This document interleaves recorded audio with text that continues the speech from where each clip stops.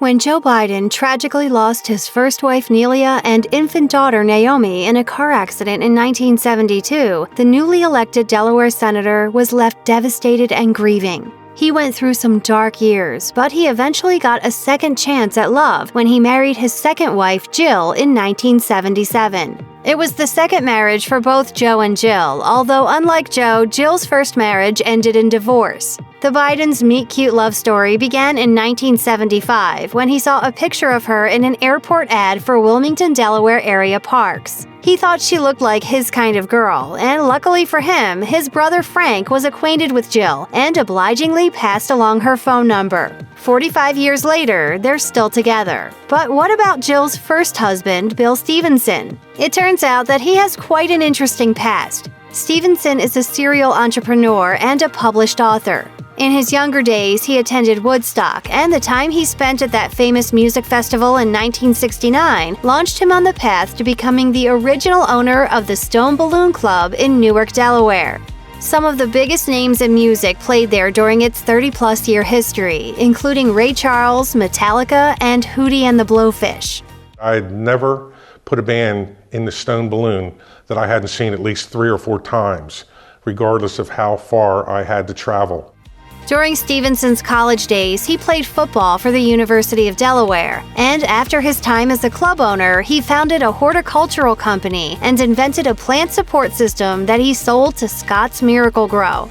He's also a gold medal-winning shot putter in the National Senior Games, and after he suffered a near-fatal heart attack in 2018, he spearheaded a nationwide campaign to equip patrol cars with defibrillators. Stevenson describes himself as a liberal Republican, but he's noted that he actually voted for Barack Obama in both the 2008 and 2012 elections. His name carries a great deal of weight in the state of Delaware. In fact, in 2012, he was given the honor of being named one of the 50 most influential Delawareans of the past 50 years by Delaware Today. It turns out that when Joe Biden first ran for the Senate in 1972, Stevenson was also dipping his toe into the political waters. He threw his support behind the incumbent Republican in the race, Caleb Boggs, but it was far from a match made in heaven. As Stevenson told the Daily Mail in 2020, "I had a disagreement with Boggs over corruption in Delaware, and he told me, 'Get out of my office, go work for that joke Biden.'"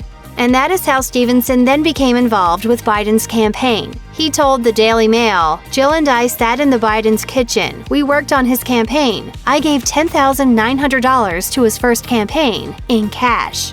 As an author, Stevenson wrote a book called The Stone Balloon: The Early Years that was published in 2005. It's currently out of print, but he now has a second book in the works, though he's yet to give it a title. It will cover his own life, and it will also include the real story of how Joe and Jill first got together. It sounds like it will be a tell-all tome about his famous ex, focusing on his suspicions that she may have been involved with Joe while still married to him, a claim that both Bidens refute. Despite this, Stevenson is quick to emphasize that he holds no grudges. He told the Daily Mail, "I genuinely don't want to harm Jill's chances of becoming First Lady. She would make an excellent First Lady, but this is my story. It's not a bitter book. I'm not bitter because if it wasn't for my divorce, I would have never met my wife, Linda, and she's the greatest thing in my life." Whether the he said or the she said version of this story prevails, one thing's for sure: Bill Stevenson will continue to be one of Delaware's most colorful characters.